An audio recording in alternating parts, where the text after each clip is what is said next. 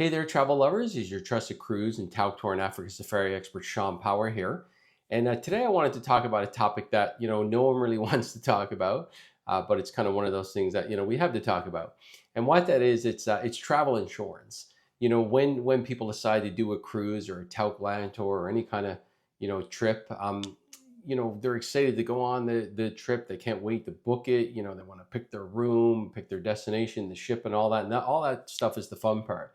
But for a lot of people, the not so fun part is the travel insurance part of it all. And I know you know what I'm talking about. If you've ever booked a flight, it asks, do you want to book travel insurance? Or if you've ever done an all-inclusive trip or pretty much anything at all, it's like, do you want travel insurance? So like I said, it's kind of one of those things no one wants to talk about, but it's what I call an unnecessary evil. So what I want to do today is just try to simplify it as much as I can, because I do get a lot of new clients who come to me. They find me through my website or on my YouTube channel. And basically, they've, especially river cruisers, I don't know what it is, but like a lot of people say, I've never done any cruise ever, but I want to do a river cruise. So maybe they just think they don't want to do ocean cruises for whatever reason, but they know to get to certain parts of Europe, they have to do a river cruise. So point being, a lot of people who I talk with have never done a cruise before. And when we start talking about insurance, they get very surprised with the price. And I'll explain why that is in a second. And it's just something that they never even thought they'd have to think about. So it's, again, I want to just try to give you a little bit of heads up if travel insurance is something new, new for you, and you've never really, kind of got into it much before, I should say. So first of all, I should say, look, I'm not a licensed travel insurance seller. I don't work for the travel insurance companies like Allianz and Travel Guard and Aon, so keep that in mind. But, so if you do have specific questions, you're going to have to talk to the travel insurance company. But point being, I've been, selling travel now for, just about 20 years. I've booked almost $100 million of travel for my clients, and I've seen it all when it comes to insurance. I've had hundreds and hundreds of people have to cancel their trips over the years. About 15% of my clients do have to cancel their trips every year. So that's literally a ton of people have had to cancel. So I've kind of seen how these policies work and how they can protect you. So let me just try to break it down and talk about maybe just a few essentials with travel insurance. Look, travel insurance also covers things like flight delay and baggage loss or damage or those kind of things. I'm not going to get too much into that because I travel all the time, 4 to 6 months a year. I take a lot of flights every year. And I've never had to get travel insurance involved with flights. I know it sounds like, hey, have your flights insured. But look, if I'm late, the airline gets me to the next place. And if I'm too late that it breaks some kind of rules that they're not allowed to have me that late, they have to compensate me. Same with bags. I've never seen an airline who, delayed a bag where, they had a delay for a day or two and they didn't buy your essentials like your toiletries and stuff. So again, insurance will cover all that. I've just never had to use it. So I'm not going to talk about that today, but I do want to talk about just the 2 or 3 things that you really need to consider and why, you probably are going to want travel insurance. And just so you know, personally, 80% of my clients do buy insurance from me. I think a lot of them probably even still buy it elsewhere. So the stats are really high. It seems to be people who are buying these high-end trips, at least the ones that I sell. I mean, I'm booking very high-end trips. Most of my clients are going to be on Tauck, Regent, Silver Sea, Seabourn, Explorer, AMA Waterways, Viking ocean cruises, those kind of things. So we're talking usually $20,000 and up. And I just find most people in these category of pricing wants to be insured. So let me talk about the few things that you need to consider, especially if you've never, done a big trip like this before. So let's say this is your first time doing a river cruise, for example. And again, maybe you've just never done a trip like this. You've only ever booked flights maybe to Mexico, and you book a hotel for a week or something like that. Who knows? Maybe that's all you've kind of done with travel in the past. So if that's the case, maybe you booked a hotel at the Marriott or the Hilton or the Hyatt, and they say, look, we've got this hotel booked for a week. If you need to cancel, give us 3 days notice. As long as you do that, we'll give you all your money back. But if you book within the last few days, you're going to lose all your money. And maybe that's all you've been exposed to. But that's not how it works with cruising. With cruising, you basically put a deposit down to book the cruise, and then, you make your final payment, and then you go on the cruise. So what happens with a river cruise, for example? Most times when you make a deposit, the insurance, it's different with all the companies. So I won't get too much in it because it's different with Tauck versus AMA versus Viking and so on. But the point is you're always going to lose some kind of money up front. And then what happens is that final payment time, which with a lot of companies is about 4 months out. With Viking, it can be like a year and a half, 2 years out, which is really weird for a lot of people. None of us really know why they do that. But the point is, with most companies, it's going to be 3 or 4 months out. So point being, if you cancel after final payment time, you can lose a lot of money. So up until final payment time, maybe you're going to lose the full deposit. Some companies say, look, we're going to keep the whole deposit if you cancel. Some will keep a portion of it. If you're a client of mine and you're booking with me, I'll certainly explain those terms when I book you. If you've got your own travel agent, you work with a cruise line directly or whatnot, make sure that you're very clear about what the cancellation terms are on your deposit. But the point is after final payment is when the real money gets lost. In my experience. So at that point, let's say your trip is $20,000 or $30,000 or whatever it is, you're typically going to lose anywhere from, usually is at least 20%, all the way up to 100% of what you paid, depending on how late you cancel. Now, look, again, I've been doing this a long time, and I've had a lot of people, book their trips with me, and I've seen a lot of people cancel.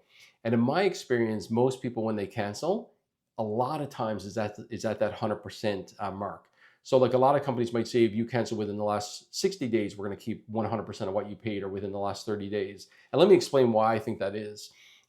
Let's say someone breaks an arm or breaks a leg or something like that. Well, if that happens 3 or 4 months out, usually you can heal and you can still go on your trip. Let's say someone has a death in the family. Again, if that happens 3 or 4 months out, someone passes away, they mourn. But again, by the time the trip comes around, a few months later, they're still good to go.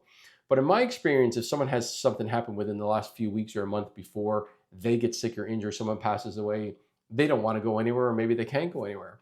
And I've even had it many times, I hate to say it, where, one of my own, clients has died, 1 or 2 people in a couple or something like that. So, I mean, there's all kinds of things that can happen. But point being, in my experience, most people who cancel lose 100% of what they paid.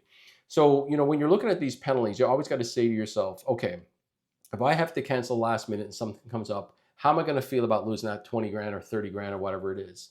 If you're okay losing that, turn off this video, is not for you. But the majority of people do not want to lose $20,000 or $30,000 at a time. They want it so that if they have to cancel, that they can put in a claim to get their money back, so they can use that money to go on that trip again later. So here's the point. If this is all new to you, this is why insurance is so important for what we call cancellation. And this is the number one reason why my clients need insurance by far, is for cancellation. I looked at it one time, like 85% of people who use insurance use it for cancellation purposes, and most of the rest do it for medical emergencies while they're traveling. So here's the point, is that, I know you may not be used to this if you've only done trips where you book a Hyatt or Marriott or whatnot, and you can cancel a few days out, but you can't do that with cruising. You've usually got to cancel at least, maybe some of the big ship lines, they might let you cancel a couple of weeks out. But again, with the companies I'm working with, the higher end companies, the Taucks, the Amas, the Regents, the Silver Seas, most of those are going to have 100% penalties if you cancel within the last 30 days, if not the last 60 days or longer.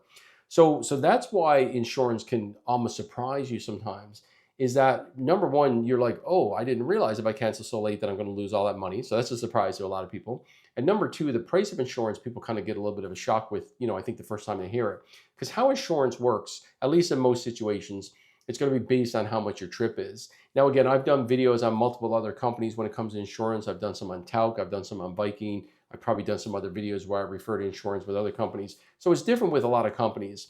But the point is, with a lot of insurances, the price of insurance is going to be based on the cost of your trip. So again, if you're going on a $500 per person trip and insurance is 10%, that might be like $50 each. But if you're going on a $20,000 per person trip or $30,000 per person trip and insurance is 10% per person, now you're talking $2,000 to $3,000 per person for your insurance. And as any of you know who are like 65, 70, 75 or plus, insurance easily goes up to 12, 13, 14, 50%. My clients who are in their 80s, I hate to say it, but insurance is like 20% of their costs. It gets just so ridiculous. And that's why, like, for example, a lot of my clients go with Tauck, because Tauck has a flat rate where it like never goes past, a certain amount, which is usually $7.99 at the most, and it's cheaper on some trips. So again, it's going to be different with all these companies. I'm not going to advise you here on one particular company, but the point is, that's why insurance can get so expensive, because this is no longer insuring a $500 trip to Mexico. Now you're insuring a $20,000 trip. And think about this compared to like a car or a house. If you have a $20,000 car or a $50,000 car or $100,000 car, well, the more expensive the car, the more insurance is going to be. Same with a house. If your house is worth $250,000, $500,000, $1 million, $2 million, well, your insurance on that property is going to be more and more. It's the same thing with travel. The more you spend, usually, unless it's a flat rate, price, like someone like Tauck, or who else has flat prices? Not a lot of companies actually. Like even someone like Viking is not based on age, but it does go up on your trip. So like I said, a lot of companies don't base on age, but they will keep increasing it. So there's not many flat rates out there. But the point is that it's just like a house or a car. Typically, it's going to get way more expensive. So again, this is one thing to keep in mind if this is a new thing for you and you're kind of wondering what it's all about, is that the price goes higher and higher because you're buying more expensive trips. But this is a super important reason why you want to have insurance. Again, if you don't want to lose that 10, 20, 30 grand or whatever you're paying, I hate to say it, but people think, oh, if I cancel last minute, I'll just call up the cruise line and, I'll tell them my sob story, or, they'll just let me change their trip to something else. That's not my experience. Again, I've been doing this for 20 years and I booked a lot of travel. And this is the way I try to explain it to people. So think about this. Let's say that you have something happen. Maybe it's last minute and your spouse dies. One of your family member dies. And I'm like, sorry, I can't get your money back. And you're like, well, what does Shawn know? And I'm going to call the cruise line, and you tell them, how bad your situation is. This is the way I look at it. And this is the way I've had it explained to me. If they make an exception for you and they give you your money back without insurance, then everyone they've ever sold insurance to could sue them. Because think about this. Why did they sell insurance to all these other people if they didn't need it anyway and they were just going to give them their money back? So they have to be extremely strict when it comes to saying sorry. Like, we have to stick with our penalties. They can't just say, oh, I'm sorry that your spouse died or you got sick or you couldn't go or whatever happened. Here's your money back. Because again, everyone who bought insurance is like, give me my thousands of dollars of insurance back. So I hope that makes sense. I mean, they just can't easily give that back. And that's something that I want you to consider. So cancellation by far is the number one reason why most people buy insurance. And hopefully that kind of clarifies that. Another thing I've seen a few times, not a lot, but it's called trip interruption. This is where you might be like on a trip, and I actually had it happen when I was in Japan. I saw one of the couples have to leave and go home, and I've had clients had to do this in Europe. Maybe they're in Europe and all of a sudden there's a fire at their home and they literally have to go home, or someone passes away suddenly. So that's what we call trip interruption. So what trip interruption does is they help you, basically it's going to help you get reimbursed for the part of your trip that you didn't do. So let's say your trip is 20 grand and you do half of that trip, and you didn't get like $10,000 worth of your trip. Well, basically you can put in a claim to get that $10,000 back that you didn't actually experience. So that's one part of interruption. And some of these insurances will even help fly you home. Because again, a last minute ticket from Europe could be, even for economy, it might be thousands of dollars, because sometimes they really, charge, a lot for last minute. So another great thing that insurance covers is trip interruption. And again, it's nice to have that peace of mind that if something happens when I'm on my trip, I can get back home, or I can get reimbursed for the for the part of the trip I missed. And then the other thing that I haven't seen happen very often, but it will cost you a fortune if it happens. And this is what we call like emergency, evacuation. So basically, I was in the Caribbean one time. This was just a Caribbean cruise. And literally in the middle of the night, a helicopter had to come land on the ship, and they had to take off a guest. And I don't have a clue where they brought him to. Anyway, I go down the next day to the medical team, and I was like, I'm just curious, like, what did something like that cost? And she said it was $30,000. And this was just in the Caribbean. It wasn't actually that far to get him anywhere. So imagine if you're somewhere really remote, how expensive that could be. Also, think about like if you're in, let's say you're in Europe and you end up in hospital. And I've seen this happen before. It wasn't one of my clients, it was one of my colleagues. But basically, they had to move the patient, or their client, from Europe back to the States. They just thought like, look, okay, we've treated them. Now it's going to be better for them to go back home and be treated in their own state. And I didn't get the whole story, but the point was they had to move them. I think they call it an air ambulance. And this is where basically, if I understood it right, a couple of nurses, a doctor were kind of on a private flight, and they flew them across the Atlantic Ocean and back home. And I heard it cost something like $300,000. Because when you look at some of these insurances, it might say like, you'll get like $500,000 in emergency evacuation. And you might be like, well, what is that and why do I need that? Well, that's a great situation. Why? So again, the question is like, do you want to be over in the middle of nowhere and have something like this happen and have to pay for that out of your pocket? I can't imagine, you'd want to. I certainly wouldn't want to. And that actually hits the last point, which is actually medical emergencies while you're traveling.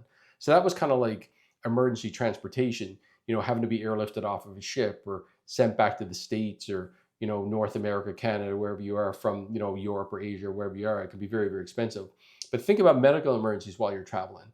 Um, Even if you have medical coverage at home, whether it's free for you in Canada or you have some kind of plan in the States or whatever it is, almost none of those plans, I shouldn't say almost none, but like most of those plans don't cover you when you travel around the world. Some people do who might have a good government plan or something like that, but a lot of plans aren't going to cover you outside of your state or outside of your country, or they'll have a lot of limitations. So the point is with these travel insurances that you can buy, they're going to cover you for medical emergencies while you're traveling. So again, maybe you're in Europe and you break a leg, or heaven forbid you have a heart attack, or I had it one time literally where I sliced my thumb open. I ended up in a hospital in Portugal. Now again, I had insurance, so I got all stitched up. I did it all. I got the bill, and when I got back home, I sent it to the insurance company. I got my money back. I was in Mexico one time. I had an ear infection. I think I've done 3 claims over the years for different things myself.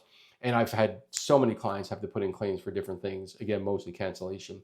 But the point is that I think that's the 3 things that you want to consider when you're booking your cruise.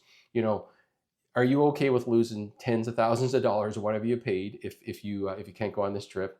If not, you want to consider insurance. Do you have insurance that's going to cover you for medical emergencies when you're in Asia, when you're in Europe, when you're in South America, or wherever you are? If not, again, you want to consider insurance for those reasons. Again, trip interruption.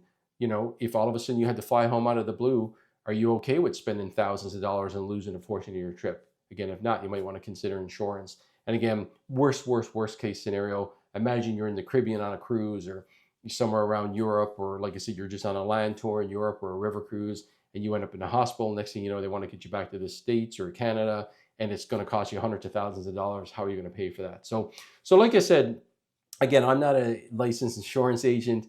Any of this that you need more details on, I can answer some general questions, but depending on the company that you're looking at, whether it's Allianz or Aon or Travel Guard or whoever it is, you're going to have to talk to them specifically if you do have some very detailed questions. If you're a client of mine and I'm offering you insurance through a cruise line or whatnot, I'm always going to have the policy to send to you and the phone number if you need more details. But this was just a general overview today. Again, really for a lot of you first timers who've just never had to deal with insurance in the past. So hopefully that was helpful. I hope you got a little bit of value out of it. If you have any questions, leave a comment or just go to ShawnPower.com and email me.